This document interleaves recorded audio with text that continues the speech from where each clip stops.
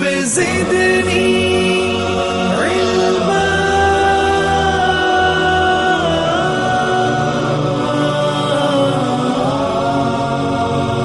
الحمد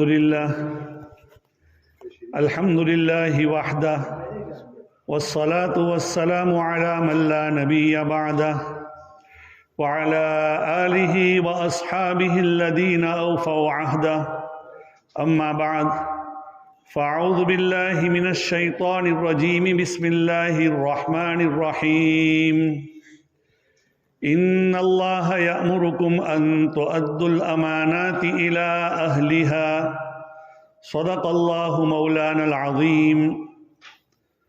بزرگان محترم، عزیز و دوستو، میرے لیے بڑی شرف کی بات ہے کہ آپ کے سامنے ایک دو باتیں کہنے کی توفیق اللہ تعالیٰ دے رہا ہے۔ دعا فرمائے کہ صحیح بات پیش کر سکوں۔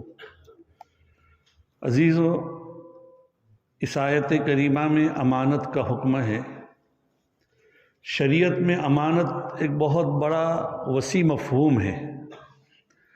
اپنے کام کے اندر ایک آدمی مثلا ملازمت کر رہا ہے، ورک کر رہا ہے، 8 گھنٹے کا کام کر رہا ہے، اور اس میں وہ اگر کام دھیان سے نہیں کرتا، کام کے اوقات میں چوری کرتا ہے، 8 گھنٹے کی بجائے 6 گھنٹے کر کے چلا جاتا ہے، اور وہ مل جاتے ہیں ساتھی لوگ اور لکھوا دیتے ہیں 8 گھنٹے، تو یہ بھی امانت کے خلاف خیانت۔ یہ معاملات میں ہیں۔ مثلا ہم نماز پڑھ رہے ہیں، نماز میں جس طرح نماز نہ پڑھنا چاہیے ایسے نہ پڑھیں، نماز میں رکوع سجدے پورا نہ کریں، تو یہ بھی امانت کے خلاف۔ روزے رکھ رہے ہیں، لیکن روزے میں جو شریعت کے تقاضے ہیں، روزے میں جن چیزوں کو چھوڑنا ہے وہ تو چھوڑ دی ہم نے، کھانا پینا اور اپنے گھر والوں سے دور رہنا یہ تو چھوڑ دیا، لیکن ہم غیبت میں ہمارا وقت گزر رہا ہے، آنکھوں سے خیانت ہو رہی ہے، تو یہ تمام بھی امانت کے خلاف۔ تو امانت کا مفہوم شریعت میں بہت بڑا وسیع ہے۔ اس آیت کریمہ کا شان نزول یہ ہے کہ فتح مکہ کے موقع پر نبی اکرم صلی اللہ علیہ وسلم جب کعبۃ اللہ کے دروازے پر پہنچے، تو اب وہ فتح مکہ آپ دیکھیے، وہ مشرکین جنہوں نے نبی اکرم صلی اللہ علیہ وسلم کو مکے سے باہر نکالا تھا، اور جب مکے سے آپ مدینہ منورہ جا رہے تھے تو نبی اکرم صلی اللہ علیہ وسلم نے فرمایا، اے مکہ، روئے زمین پر سب سے زیادہ تو مجھے محبوب زمین ہے، اگر مجھے میری قوم یہاں سے نہ نکالتی میں کبھی بھی یہاں سے نہ نکلتا۔ یہ اللہ کے رسول صلی اللہ علیہ وسلم فرما رہے ہیں۔ نکلتے ہوئے جو کعبۃ اللہ کی چابی بردار تھے حضرت عثمان ابن طلحہ، جو ابھی مسلمان نہیں ہوئے تھے، تو عثمان ابن طلحہ سے کہا کہ مجھے چابی دیجئے تاکہ میں ایک مرتبہ بیت اللہ کے اندر داخل ہو کر میں نماز پڑھ لوں، عبادت کر لوں۔ عثمان ابن طلحہ نے نہیں دی۔ اللہ کے رسول صلی اللہ علیہ وسلم نے فرمایا، وہ دن بھی تم دیکھو گے عثمان کہ جس دن کے چابی میرے ہاتھ میں ہوگی اور میں جس کو چاہوں گا وہ چابی دوں گا۔ بہرحال آپ کعبۃ اللہ کے دروازے پر جب پہنچ رہے ہیں تو پہنچنے کے بعد نبی اکرم صلی اللہ علیہ وسلم نے عثمان سے کہا، چابی لاؤ۔ اب ظاہری بات ہے کہ آپ شہنشاہ دو عالم تھے، اب فتح مکہ فتح ہو چکا تھا، آپ ہی امیر المومنین تھے، چابی دے دی۔ کعبۃ اللہ کو کھولا، اندر جا کر اللہ کے رسول صلی اللہ علیہ وسلم نے اس کے اوپر جو کیا، اس کو دھویا، اس کی تصاویر کو مٹایا اندر جو تھی، اور نماز پڑھی۔ اس کے بعد جب نکلے ہیں، بعض روایات سے معلوم ہوتا ہے کہ عثمان ابن طلحہ کعبۃ اللہ کی دیوار کے اوپر چڑھ گئے، اوپر چھت پر، تو حضرت علی رضی اللہ تعالیٰ عنہ نے ان کے پاس سے چابی لی۔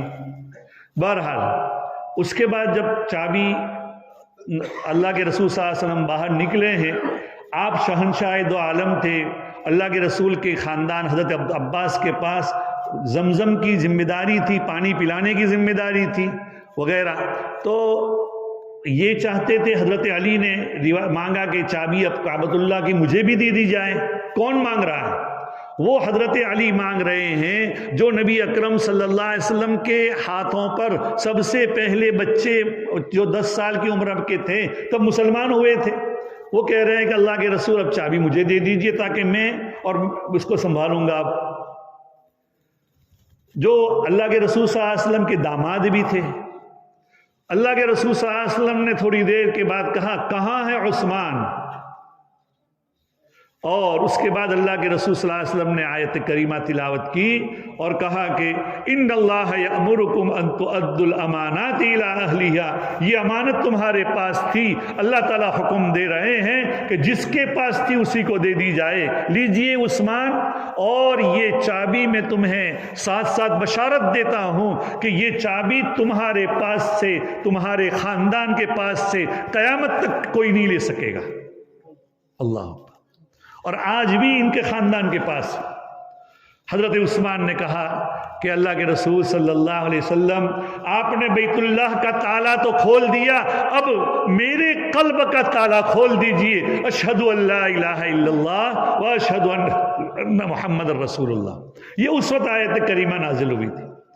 تو ہمارے ذمہ میں اگر کوئی امانت ہے، اس امانت کو اس کی پوری پوری، ہماری ڈیوٹی ہے تو ڈیوٹی کو، مالی امانت ہے تو مالی امانت، کسی کی جانی امانت ہے جانی امانت، تمام کو پوری کی پوری نبھائے. اگر کوئی آدمی اللہ کے حوالے امانت کرتا ہے، اللہ تعالیٰ بھی اس امانت کو پوری کرتا ہے. روایت میں آتا ہے حضرت عمر ابن خطاب رضی اللہ تعالیٰ عنہ کا دور تھا. حضرت عمر ابن خطاب رضی اللہ تعالیٰ عنہ بیان دے رہے تھے. اتنے میں ایک باپ بیٹے آئے، اندر داخل ہوئے. حضرت عمر رضی اللہ تعالیٰ عنہ نے فرمایا، طبرانی کی روایت ہے یہ، حضرت عمر رضی اللہ تعالیٰ عنہ نے فرمایا ارے یہ باپ بیٹے تو ایسے مشابہ ہوتے ہیں، ایسے ایک دوسرے سے ان کی شکل ملتی ہے جیسے کہ کوا کوے سے مشابہ ہوتا ہے، کوا کوے سے مشابہ ہوتا ہے ایسا. تو انہوں نے کہا، جو باپ تھا، جب آپ نے یہ بات کہی ہے حضرت تو میں کہوں، میں آپ کو ایک بات بتاتا ہوں کہ یہ بیٹا ایسا ہے کہ اس کی ماں نے اس کو جنا ہے اس حال میں کہ وہ مری ہوئی تھی. حضرت عمر ایک دم سنبھل گئے، کیا بات ہے، مردار تھی اس کی ماں اور اس نے جنا تھا اس کو، تو کیسے اس کو جنا تھا؟ ذرا اس کا واقعہ بتائیے، کیا بات ہے، کیا کہنا چاہتے ہیں؟ کہتے ہیں حضرت عمر رضی اللہ تعالیٰ عنہ کے سامنے واقعہ پیش کیا کہ میری شادی ہوئی، شادی کے بعد مجھے اللہ کے راستے میں نکلنے کا موقع آیا. ہم لوگ ساتھ میں رہ رہے تھے میاں بیوی. موقع آیا، بیوی امید سے تھی، حمل کا زمانہ تھا. بیوی کو کہا کہ میں تو اللہ کے راستے میں نکل رہا ہوں. تو بیوی نے کہا تم مجھے اس حال میں کہ میں تو پیٹ سے ہوں، بچہ میرے پیٹ میں ہے، اور آپ مجھے اس حال میں چھوڑ کر جا رہے ہیں. تو ان کی زبان سے، میری زبان سے بے اختیاری طور پر یہ بات نکلی استودع اللہ ما فی بطنک، تیرے پیٹ میں جو کچھ ہے میں نے اس کو اللہ کے حوالے کیا. میں اللہ کے راستے میں نکل گیا. جب نکلا پھر واپس آیا تو میرے گھر کے دروازے پر تو تالا لگا ہوا تھا. میں نے اڑوس پڑوس کو، رشتہ داروں کو پوچھا تو معلوم ہوا کہ تیری بیوی کا تو انتقال ہو گیا ہے اور اس کو تو فلاں جگہ پر دفن کیا ہے جنت البقیع میں. اچھا، گئے وہاں قبر پر اور بیوی کی قبر پر رویا دھویا اور اس کے بعد لوٹ آئے. رات کو جب آئے اور جنت البقیع اور ان کے گھر کے سامنے بالکل کوئی دیوار یا کوئی ایسی آڑ نہیں تھی، تو دیکھا کہ جنت البقیع میں ایک جگہ لائٹ جل رہی ہے، روشنی اٹھ رہی ہے، گویا کہ آگ کی روشنی اٹھ رہی ہے. اعزا اقارب، ان کے چچا زاد بھائی سب بیٹھے ہوئے تھے. پوچھا کہ یہ کیا بات ہے، کوئی روشنی نظر آ رہی ہے جنت البقیع میں؟ کہا کہ فلانی کی جو عورت ہیں اس کو جب سے تمہاری گھر والی کو دفن کیا ہے اس کے بعد سے رات میں یہ نظر آتا ہے. اچھا. انہوں نے کہا کہ اچھا کیا بات ہے. یہ تو گئے، انہوں نے ہاتھ میں کلہاڑی لی اور اس کے بعد پھاوڑا لیا، کلہاڑی نہیں پھاوڑا لیا، اور اس کے بعد قبرستان کی طرف، جنت البقیع کی طرف رات ہی میں گئے. جہاں دیکھا تو یہ تو میری ہی بیوی ہے، وہ بیٹھی ہوئی ہے ایک جگہ کے اوپر اور ایک بچہ کھیل رہا ہے، بچہ ایک کھیل رہا ہے. اچھا. اس کے بعد میں جب قریب دیکھا تو میں جیسے وہاں پہنچا وہ بیوی تو قبر میں چلی گئی اور وہ بچہ وہیں پر کھیل رہا ہے، اور غیب سے آواز آئی خذ मस्तौदअत अल्लाह खुज़ वदीअतक, कि तेरी जो अमानत तू अल्लाह को देकर गया था तू उस अमानत को ले ले। मैंने लिया, उधर देखा कब्र की तरफ, तो कब्र जो पहले फटी हुई थी वो बिल्कुल कब्र बिल्कुल सीधी सीधी थी। ये वो बच्चा है जो मेरे साथ है, कि वो बच्चा बड़ा होने के बाद तुम कह रहे हो कि मेरे ही। तो कहने का मकसद ये है कि अल्लाह ताला को भी अगर कोई अमानत देता है, अल्लाह पूरी पूरी अमानत वापस करता है। बनु इसराइल का वाकया है, पहले पारे के अंदर है, इन्नल्लाह यअमुरुकुम अन तज़बहू बकरा। उस वाकये के अंदर भी यही बात है कि वो यतीम बच्चा था, उसका बाप बड़ा नेक था।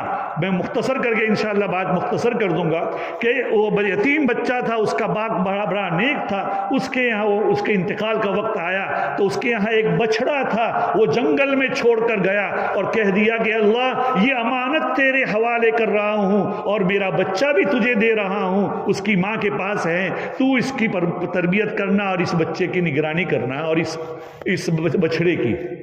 तो वो पूरा वाकया ऐसा है बनु इसराइल का कि बनु इसराइल में एक कत्ल वाक़ हो गया। तो जो कातिल था, जो कत्ल करने वाला था, उसने जिसको कत्ल किया था उसकी बेटी के साथ निकाह का पैगाम भेजा था।